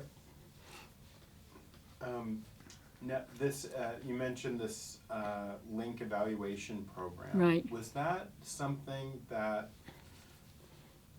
the NIH wanted you to do, or was that something that the group needed to do to really develop the LINC further? Yeah, I think, well, both. Okay. I think it came together. It was initiated by a fellow at NIH named Bruce Waxman, who was very instrumental in getting our funding and getting us through the system. But the whole NIH funding thing began because a fellow named Robert Livingston, who was head of the National Institute of Neurological Diseases and Blindness at the time, had heard about, this is back in '62, he had heard about the LINC, and he invited Wesley to come to NIH and bring that prototype LINC that I've mentioned for a demonstration at NIH. And Wesley and Charlie Molnar took the prototype LINC that we had demonstrated at Lincoln in March of '62, and they went to Washington in April of '62 and took it to NIH. And this is an aside, but it's a good story. They were LINC had been working fine, and Charlie and we had sent them off with programs that would run on the LINC. And Charlie had, as he expressed it, he had confidence in certain programs running on the machine, and he, of course, could fix the machine if they weren't running. Anyway, they got to their hotel. They're working, and they were, I guess they must have had the LINC in the hotel room. It was not small. I mean, it was a lot smaller than the IBM machines, but nevertheless. So they were working on that, and they could not get the LINC to function. They could not get it to function. And it just wasn't running. It wasn't working right, and so forth and so on. And Charlie, who was a brilliant engineer, could not figure out what was wrong. He finally did something, and they got it over to NIH the next morning, and it worked fine. They learned later that their hotel room was right in the shadow of a huge radio tower, and there were radio frequencies that were totally interfering with whatever, with the running of the LINC. So they spent an all-nighter on that. I mean, they didn't need that. But anyway, so they got it to NIH, and they had a general demonstration, and then Livingston wanted them to use the LINC with an actual experiment. And so Livingston, there was a fellow in Livingston's lab named Arnold Starr who was doing work on auditory, how the cat's brain learns to distinguish sound. And he just could not do these experiments offline. And so Wesley and Charlie, LINC worked fine at NIH because it was out of the radio tower, away from the radio tower. And so Charlie wrote a little program to sample the signals coming from the cat's brain, and a little program that would click something in the cat's ear. And then the program also sampled the signals coming from the wonderful cat named Jasper, a beautifully cared for, wonderful cat. And in about 2 hours, Arnold Starr could see on the display scope the signal rising out of the noise I talked about earlier, could see the signals he had been looking for months. Wow. And so that was the big selling point. There's a very famous quote from Robert Livingston that's quoted a lot. It was such, I'm going to misquote because don't have it in front of me, but it was such, it was such a surprise, that's the wrong word, that we danced a jig right then and there around the machine. Nobody had ever been able to see what we were looking at. It was the first time they could actually see their data, the actual data, while it was being created. It was exciting. It was exciting. So NIH funded us after that. And then I think it was partly Bill Papian's idea and partly, I'm not sure whose idea it was, to put the LINC evaluation program together, was to get links out there into as many into 12, they picked 12, biomedical research laboratories around the country in all kinds of different disciplines. And they put a little ad in Science magazine saying that this was going to happen in the summer of 1963, and that you would come to Cambridge and get trained, and then you would take your LINC back with you to your laboratory, and you had to be part of this evaluation program for, I think it was a minimum of 2 years, and report back and, stay in touch with us, and so we could keep interacting and improving on things, and that's what happened. So they had put the ad in Science, and they had 72 applications from people who 72. I mean, from people who had never had a computer in their lab. Nobody had computers in their lab. This was it. And so the evaluation board, there was a board that ran the evaluation program, and they picked 12 of these people, 12 of these labs that were, engaged in substantial research. And that was how that came about.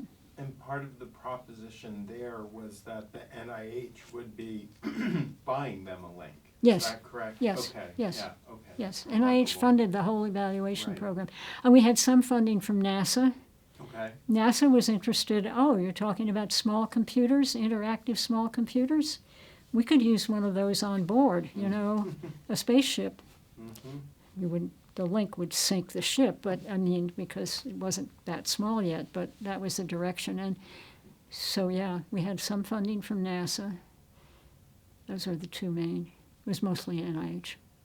And it was feverish work leading up to the arrival of the 12 groups. Feverish, yes. Yeah. That's a good way to put it. Good way to put it. But in the end, it's proved to be extremely successful. Yes. Is that right? Yes. Not with all 12. Well, not with all 12. A couple of them just never got it, But most of them did. I think about 10 of them. I think there were just a couple who their work wasn't really suited to this or something, or they didn't expect to have to do so much work of their own. They had to write all their own application software. But the ones who were successful, which was, I think, at least 10 of them, they not only wrote the software, they they swapped software. They had the operating. I didn't realize how important this was at the time, but now with everybody writing apps everywhere for all their cell phones and everything, you could do that with Lap 6, the ultimate operating system. You could write your own apps, and that's what they did, their application software. Right. And integrate it right with the operating system so that you just ran your applications right from the operating system. Oh. You didn't have to load new tapes or anything. And so they did all the applications software, and as I say, they started writing journal articles about the work, and it was huge. We knew if we could pull this off and get the thing running and get enough at least rudimentary software so it was usable and that kind of thing, we knew it would be a real revolution, and it was. Well, it was. What I was astonished to read about was how it seems like almost, well, to me it seemed almost right after that evaluation program, the NIH was interested, or in fact maybe even committed to investing a huge amount of money, many millions of dollars in 1963 or $4, which is probably, on like a $250 million or something like that level today, to create a biomedical computing sort of center around your LINC group. Yeah. So, I mean, it seems like that is a very positive evaluation, if you will. So I was wondering if you could talk about those developments. Yeah. No, they did. And there was to be, for a brief period, a biomedical computing facility or center housed here at MIT, but that would somehow involve biomedical researchers from other universities and hospitals and so forth, not just MIT. And that was to be, the focus of that was to be on biomedical computing, starting with the LINC work. And that would, I guess, have continued to fund developmental research into the computing part of biomedical computing.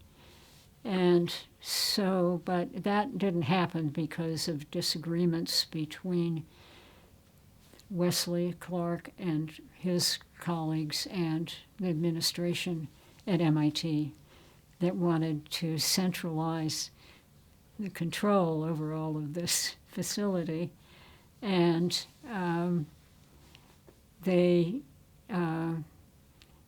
this idea of central control over any computers was exactly what was totally anathema to one Wesley Clark. He was definitely one man, one person, one computer. That was his mission, and it still was. And there was also, I gathered, I only know all this secondhand, but since you asked, I'll tell you what I know, but it's all subject to correction if there are any others who still remember. But there was also a concern that the LINC group, didn't have anybody with any academic positions. We had come, and which we didn't. I mean, we didn't even have doctor's degrees. we were a bunch of college kids. Wesley had started for a doctorate in physics and decided that was too risky because he was having to work with radiation at Hanford in Washington State, and that sent him in another direction, namely here. But anyway, so we didn't. So they said, well, we'll give your people we'll give your people faculty positions. And they told Wesley they would make him a tenured professor here at MIT if Wesley agreed that MIT would administer this center. And Wesley said no. he was so opposed to that kind of he said it will just turn into another centralized computing facility that's difficult to access, and it won't happen. So, I mean, it was a huge risk that he took. He had people working for him. I wasn't part of this, as I say, but I think at that point, I had left after we got the evaluation program started. I was on a long trip, and so this was going on when I wasn't even here. But he had all the others working for him, and it was very courageous on his part. Anyway, so he turned it down, and then the funding that had come or was to come from NIH was $35 million, which was huge, as you say, at that time. And NIH, so it was Wesley who had control of that $35 million, which was, of course, what was bothering the powers that be at MIT. So Wesley turned the money down, and NIH actually picked us up again, and after we left MIT and went to Washington University, NIH kept funding us. Could you talk a little? Thank you for. Yeah, it's an amazing turn of events. Sort of remarkable to me. Remarkable history. Yeah. Could you talk a little bit about first? What specific role you played in that summer evaluation program? Mm-hmm. What you were doing, and then about your decision to travel right afterward. Yeah. Yeah. That in the evaluation program, mostly what I did with respect to the students, if you want to call them that, the participants, was teach. We taught them programming, how to program the LINC, how to do, familiarize themselves with the LINC. And I think at nights I was back out at back out at Lincoln with the simulator finishing the assembly program. So that was, everybody else was here in Cambridge at night scrambling to get, because when the program started, the LINCs weren't actually ready. They were almost ready, but they weren't quite ready. And Charlie had the brilliant idea of saying, well, why don't we have the LINC program participants assemble their own LINCs? Wesley said, that's brilliant. So that's what they did. But my main job with regard to the program itself was teaching. And so then maybe about your decision to leave the project to travel, which I imagine would have been not the easiest decision given all the camaraderie. Yeah. I had, this is serendipity in life. In something like May of '63, I had inherited, out of the blue, $1,000 from a woman I barely knew. She had been a very close friend of my mother, and for some reason, my mother was still alive at that time. I don't know why she didn't leave my mother $1,000, but she left me $1,000. And that was very generous of her, $1,000. For $1,000 in 1963, you could buy a round-the-world plane ticket on Pan Am 1 or 2. Pan Am 1 went in one direction around the world, and Pan Am 2, that Pan Am was an airlines. Anyway, that's what it costs, and you can make unlimited stops, okay? So I didn't have the idea out of the blue just to do that, but I was sharing an apartment at the time with a friend who was getting her master's, I think, in Chinese studies, and she had just gotten a grant to study in Taiwan for the fall semester of 1963. And she said, why don't you come with me after you finish the LINC evaluation program, and we'll go on around the world to that. So that's how it happened. And so I put my $100,000 into a round-the-world plane ticket and went off. I did join Emily, meanwhile. By the time I got through with the evaluation program, she had gotten another grant to stay another semester in Taiwan, so she was going to be there till like June of '64. And I said, I can't wait for you. I'm just going to keep going around the world. So I originally was going to be gone for about 3 months, but the world was fascinating, so I kept extending it. And you could postpone up to a year with your Pan Am ticket. And so I did that. I kept staying longer in many places, a lot longer. So I came back just under a year. Wow. Just under the wire. Wow. So I'm sure there were many memorable experiences on your trip. Oh, yeah. Are there any that really stand out that you could share? Oh yeah, there were many. I spent a month in Nepal, which was meeting Peace Corps people and journalists, and also met and was squired around by the king's brother, Prince Birhendra Bir Bikram Shah Devi. That was their names. Those people are all dead now. But so that was very interesting. The whole history of Nepal at that time. I won't go into that. That's not what the purpose of this interview is. But it had just really come out of a place where the country had really been closed down for several decades for political reasons, and it just started to open up again. And the royal family had just returned to Nepal from India, where they'd been in exile for a number of years. So it was, anyway, that was totally fascinating. But that was one of the most foreign places that felt foreign to me that I was in.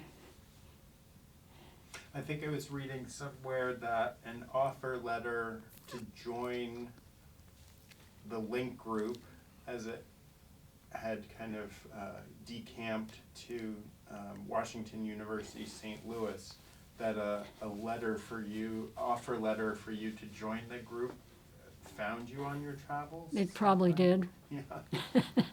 I don't remember. I know I had an offer, but I don't remember. Yeah. Had you intended to rejoin the effort after your trip? I hadn't definitely intended to do, but I knew I had stayed in touch. We snail mail in those days. That's all we had. But I still stayed in touch with the group, and so I knew they moved to St. Louis. I knew that they had doubled the memory of the LINC, which had long been an apple in my eye or a bee in my bonnet. And I knew that what I should do was go back and write a really decent operating system. Now that we had the experience with the people in the field, and now that we had a larger memory, and it was the next step in the logical progression of all the work I'd been doing for these however many years it was at that point, was to do a much more sophisticated operating system with a better editor and that sort of thing. So I very much wanted to do that, and I was obviously the person to do it if anybody was going to do it, because I had this history. What were they doing? What was the group doing during, pardon me, the year of your travel for things like continuing to develop the system software or work on? They weren't doing anything about the system software. No, it just was being used by all these researchers, not just the 12. There were several other LINCs the LINCs were manufactured by DEC, by Digital Equipment Corporation, and there were several other people who bought them at the same time, laboratories that bought them at the same time. So there were more than the original 12 out there, and they were all using Lab 3 and writing their application software. And the group itself, as I understood it, was fielding questions and occasional issues with the equipment. There weren't very many. It was extremely reliable. It was designed to be reliable. because it wasn't going to be maintained by computer professionals, and so it had to be. And so, but there were that kind of things. I think there was one meeting during the time I was gone with some of the participants and the group, the core LINC group, to just kind of brief each other on how things were going. And the group itself spent a lot of time in the fall and early spring, not fall of 63. I left in November of 63. Right shortly after, it must have been early 64, they were going around interviewing homes where they were going to move to. Yeah. Various, medical schools or whatever. And so they were busy. And, the future was quite uncertain. Right. From their standpoint. Well, yeah, from all of ours. But by the time I came back, they were happily housed at Washington University, in the medical school there, warmly welcomed by George Paik and Jerry Cox and those powers that be there. And so they were carrying on with the rest of the work.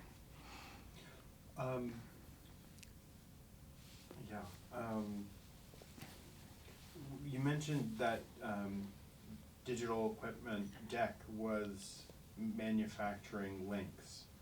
Were they doing that kind of under contract with NIH or for NIH, or had they kind of made the LINC into sort of a product of their own?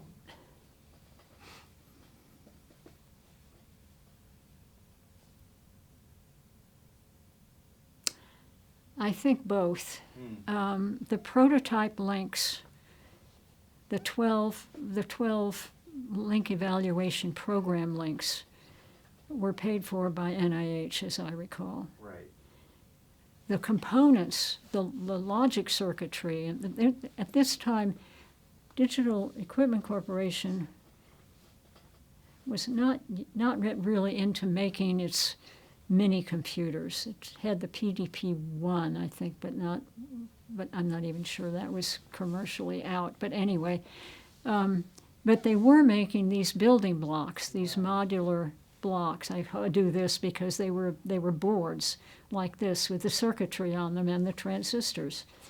But I mean, that's twice the size of a cell phone. And so they were these logic boards that had certain logical properties, and that made it actually pretty easy to design computers and design the logical functions of the computer. And so the boards all came from DEC, and for all those prototype machines, and they were paid for. And the other components came from other places. It was a kind of I think it was a kind of a gradual thing. DEC did start making the tapes, and they used the same tapes in several of their mini computers in later years. Right. And then they undertook the manufacture of the whole, somewhere along in there, they undertook the manufacture of the whole machine. NIH didn't keep paying for all those machines, of course. Right. Well, just on that theme of those, of the DEC modules, I know at some point, I believe it was before the group left Cambridge for St. Louis, that the idea of the macro module program had been articulated. Yeah. And was something that I guess it was the NIH was going to also support. Were you involved in those discussions about that? No, Okay. I wasn't. I was, in Timbuktu or somewhere. Okay, that was happening after. Okay. So that was something that you would learn about once you would get to St. Well, Louis. I probably learned about it just by correspondence during the year that I was traveling, but wasn't part of the discussion about it. Well, could you describe the sort of fundamental vision there of what the macro module idea was about? Yeah. It was building blocks. The idea that you could build computers from modules that perform different functions, and you would cable them together to make the kind of computer that you wanted. And this all was going to depend on miniaturization and, everything, all the transistors becoming not only smaller but disappearing. That was part of Wesley's vision, was that all of this was someday going to become much, much smaller, and you'll be able to, well, as he liked to put it, you'll be able to paint it all on some handy surface. And he would whisk his hand like he was painting something. And he was right, of course, because we have cell phones and they're very thin. Yes. And so the macromodular thing also, when I finally rejoined them, I did work some on those, but they were big, like the LINC was big, relatively speaking. But the idea was that you could put these modules together in whatever configuration suited you and make your own special purpose computers. One of the challenges was that these modules were to be able to perform asynchronously. You didn't have to have a central clock that pulsed, that told every part of the computer what time it was, basically, and namely what to do next. And so you wouldn't have this classic timing cycles to work with, and that was a challenge. So that was the main, very simplified summary. But and that, just as the idea of, one person, one computer, real-time interaction was a kind of a radical departure with the LINC. It strikes me that for the macro module project of a kind of, choose your own computer, asynchronous logic, that is another radical departure from everything else had a clock. Yeah, it was. It was. Well, maybe we could talk about your return to the States and your return to working on making a system software for LINC with expanded memory. Yeah, sure. Yeah, no, I came back in November of 1964, and I wanted to do that, as I have described. I didn't think I wanted to move to St. Louis. I wasn't sure what I was going to do. I liked Cambridge. But I was happy to have a job because I needed, again, I'd spent all my money traveling. So again, I needed, after my first trip. Anyway, so I needed a job. And they wanted to hire me to do the operating system. And I said to Wesley, I just don't think I want to move to St. Louis. And he said, well, no problem. I was at that point living with my parents in Baltimore because I had given up my place in Cambridge, obviously. And so he said, well, that's no problem. We'll just send you a link and you can work at home. I said, oh, okay. So they did. And two guys showed up, I think it was two, with a van and a LINC, and installed it in my parents' living room in Baltimore. And I spent most of 1965 writing what became Lap 6 on that LINC in my parents' living room. Wow. Yeah. It was, we didn't really think very much of it at the time. I mean, we had LINCs all over the country. Sure. They didn't need, they were out there, and they had to be the kinds of machines that didn't need air conditioning, because nobody had air conditioning in those days, that were very reliable, mostly made of off-the-shelf items that you could easily replace if you had to. Nothing complicated about And so we had them in all these places. Why not have one in my parents' house in Baltimore?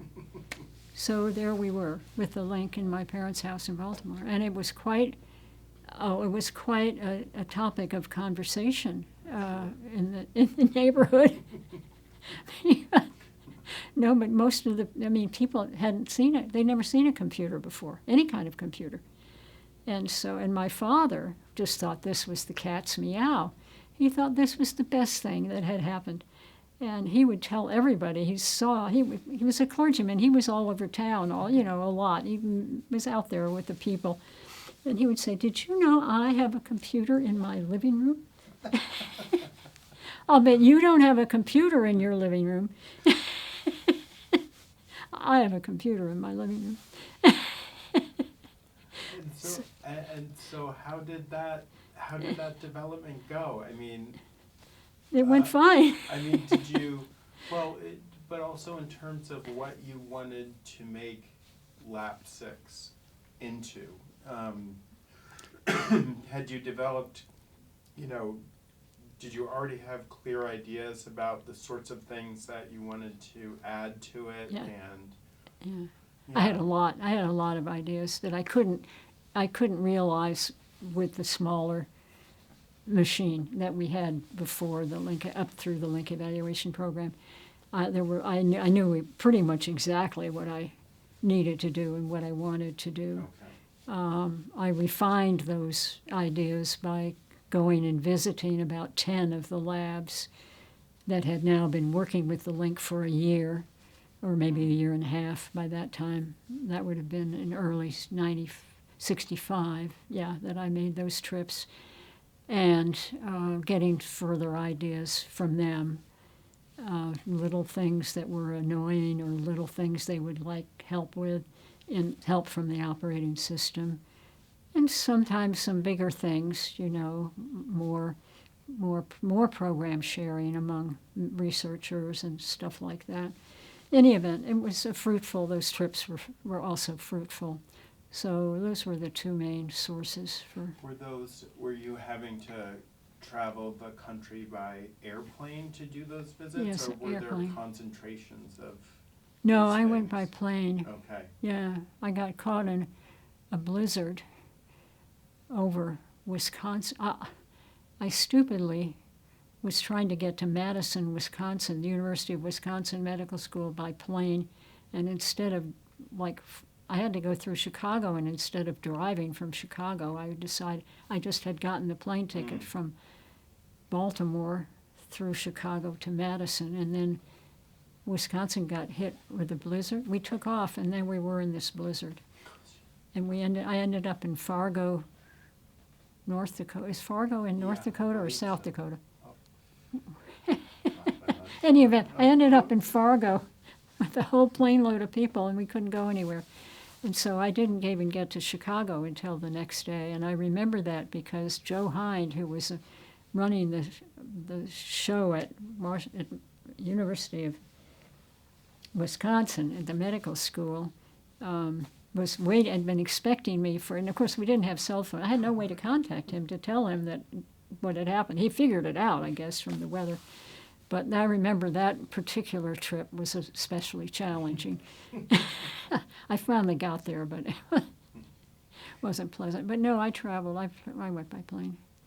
And when you were developing Lap 6 on your LINC at your parents' home, were you kind of bootstrapping Lap 6 into existence? That is to say, would you modify the operating system that you were using and add features and just I think I just used Lap 3. Uh-huh. Well, there was one after Lap 3 that apparently I did in the first part of 1995 called Lap 4. Mm-hmm. Wow. That I have no memory of it or how it differed from Lap 3. I have a programming manual from Lap 3, but whatever. Yeah. But I don't have anything from Lap 4. So, Okay. but I may have been using that. My memory is that whatever the current operating system was, I was using that to write Lap 6, and then I was writing Lap 6 from scratch. Okay. I wasn't trying to modify Okay. the old one. I undoubtedly used some of the routines, Sure. but I would have pretty much started with a clean slate and picked and chose what I wanted from the earlier system. Right. Okay. And then at what point? So were you sending tapes of Lap 6 to St. Louis for your colleagues? At some point in '65, I did send. At that time, it was called Lap 5. What now would be called a beta version. We didn't have that term in those days, but a beta version. I sent Lap 5 to St. Louis, and a number of people in the labs there were using it for several months. Yeah. And if you could, how would you, are you able to characterize the changes that you made in Lap 6, the enhancements, I guess, that you put into Lap 6? You know, what generally these kinds of things were? You know, what were, can you characterize them as a whole, or was it more individual things? Yeah. Well, the operating system right from the beginning, and up through including Lap 6, was primarily used for program preparation. And that was still the case with Lap 6. So you still had to provide all the same basic functions of program preparation, conversion, saving, etc. So the main changes in terms of functionality were, there was a huge change in the editing algorithm, completely different editing algorithm, because I could use the larger memory, the double memory, which I badly needed. You needed that to hold the manuscript. And so that was the biggest change. And also that was also the biggest change from the user standpoint, because it just was smoother, and changes were made directly to the manuscript while you were looking at the manuscript. You could see what your changes were right while you were typing, and that was it. I mean, you were done. Right. And then it just got saved automatically whenever you wanted to save it. And so that was a big change. But there were also, I was able to do more with error tables. If you had, if you hadn't, when you were writing programs, you used mnemonic codes, of course, but you could assign labels to certain lines in your program. I call them tags. You could tag the lines. You could have comments on lines. You could have headings. All of that got to be a little richer in terms of what you could do, because I had a little more memory. And also was able to provide more debugging tools, like, as I say, showing you, like if you'd used the same label more than once, same tag more than once. You could also define certain constants as what I called equalities. We could say dog equals 270 or something. And there again, if you had failed to define an equality, or you had defined it twice or something, just flag those. It was still very rudimentary compared to what came later, but for what you could do with 2,000 words of memory, I looked at what was most helpful to the people who were using it, and the debugging aids were all helpful. You could do a lot of debugging right at the console on the LINC, because you could. Well, one thing you could do if you had long programs, you could build halts. There was an instruction called halt, and you just put those at certain places in your program. So when you were debugging, your program would stop at the first halt. So if it got that far, you said, oh, maybe that part's working. And then you just raised a switch, and it would go to the next halt.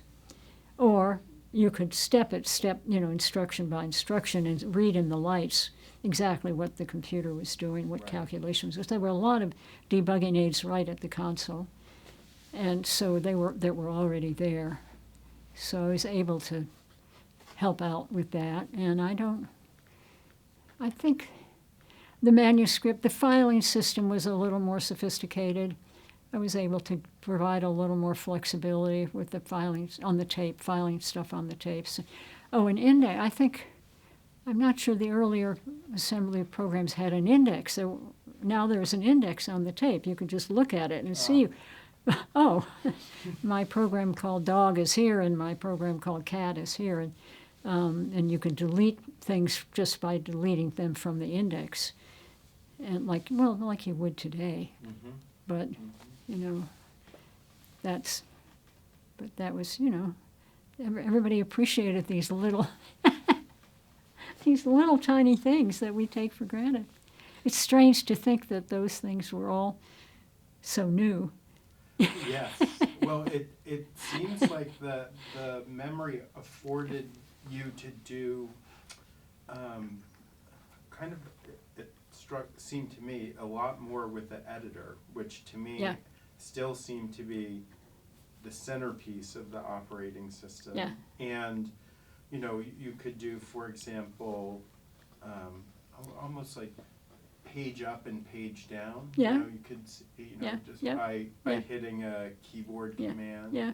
And I saw you could also move line by line up and down with a keyboard command. So it seemed that ability to kind of, scroll through the manuscript and find exactly what you wanted and, read it just kind of instantaneously from memory. You did. You could. Yes, there weren't even commands on the keyboard. I just assigned key codes, just key combinations, like right under the finger. Right. This one would take you up a page and this one would take you down a page, that sort of thing. Or up one line and down one line. And yes, and you could see, well, the tapes were little magnetic tapes that were just this big around, just under 4 inches around. And there were 2 tape units. So you could have the operating system on one tape unit and your data on another, or your manuscripts on another, if you wanted to, so that you could minimize the tape motion. Everybody who used the LINC got to know what the efficient way was to do certain things, and then when you were working with a manuscript, you were seeing on the scope exactly what was on the tape head at that time. And if you moved, it didn't always move, because I could hold enough manuscript in the memory so that it didn't have to move with every line. Right. It would move in certain, well, it's too complicated, the whole algorithm, but the tape would move occasionally. And that was, it's doing its thing. Oh. That was just the operating system moving the string into the memory and back out onto the tape as you worked on it. And anything that was in the memory you could work on, you could edit, you could insert or delete. I mean, that's all you're doing when you're editing. Right. It's very simple.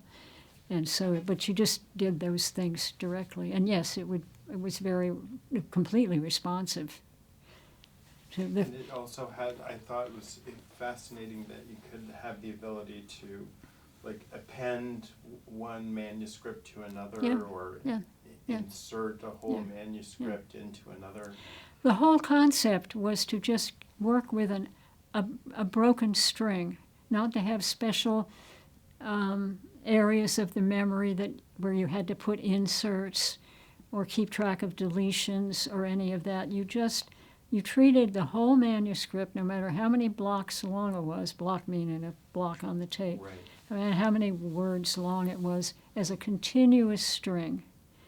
And so whatever you were looking at, where the manuscript, you could see where the manuscript was broken. It was called, I called it locating the manuscript. Now it's where that little cursor goes on your screen. Mm-hmm. When you move it because you want to insert something or delete something, you have to first position that cursor. Well, that's what you did with the manuscripts on Lab 6. You positioned, wasn't a cursor, that's what you saw, was where it was broken. I called it broken. Right. And that meant you could do whatever you, and at that, right there in the middle of the manuscript, you could give it a meta command that would say add manuscript, dog, and you would tell it on, like, if you're working from unit 0, then you could say add manuscript dog, which is on unit 1, and it would go, you would see and hear unit 1, the tape on unit 1, start to scroll, and it would find dog on unit 1, and it would pull it into the memory right there at that break point in the manuscript and add it right in. And if it filled up what little memory I had to play with there, it would just go right back out onto the tape and then come back to that point and break it again right where you left off and continue adding that manuscript into the middle of the old manuscript. And then at some point so the sequence of the string sometimes would get fragmented across non-contiguous blocks of the tape? The string was only fragmented in the memory, in the core memory. It was never fragmented on the tape. Whatever was in it, there was one block's worth, which was 512 6-bit words of memory. One block, 1/4 of the memory I used for that, what I called the playground. Mm-hmm. And that was where you did your additions and your deletions. And it was just pointers. If you were deleting, the pointer moved back.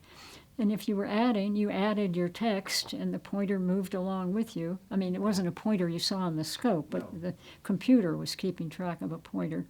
And then if you wanted to see a different part of your manuscript, maybe further down, I point because that's where the tape, that's where it's going to be on the tape, then the operating system would just put those two strings together.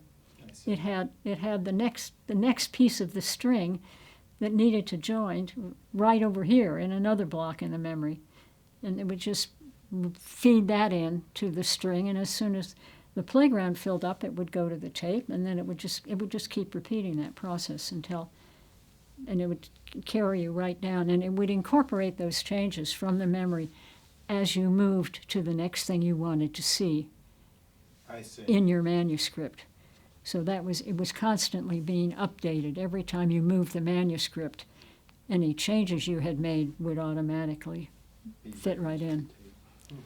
Fascinating.